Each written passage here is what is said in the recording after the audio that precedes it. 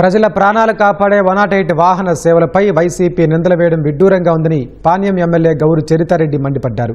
కర్నూలులోని ambulance కార్యాలయానికి వెళ్లిన MLA వాహనాల పరిస్థితిని అధికారులను అడిగి తెలుసుకున్నారు. కూటమి ప్రభుత్వం చేస్తున్న అభివృద్ధిని చూసి ఓర్వలేకే 108 వాహనాలు మూలన పడ్డాయంటూ అసత్య వార్తలు రాసి ప్రభుత్వంపై బురద జల్లుతున్నారని ధ్వజమెత్తారు.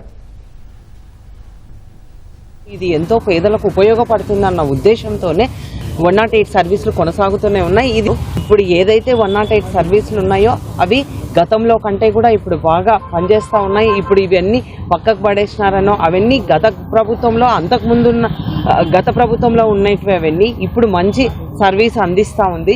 25 మండలాల్లో 25 108 సర్వీసులు ఉండడమే కాక అదనంగా కూడా ఇంకా 2 సర్వీసులు పెట్టుకొని బ్యాకప్ ఏదన్నా రిపేర్లు వచ్చినా ఏదన్నా సర్వీస్ పనిచేయకపోయినా ఎక్కడికన్నా అర్ధాంతరంగా నిలబడిపోయినా వెంటనే అక్కడికి వెళ్లే ఏర్పాటు కూడా ప్రభుత్వం చేస్తూ ఉంది.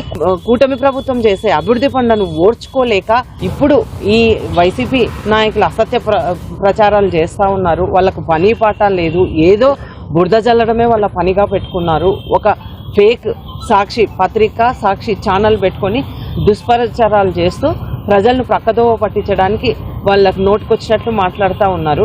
ప్రజలకందరికీ తెలియజేయడం అయితే వీళ్ళు దుష్ప్రచారాలను నమ్మకండి.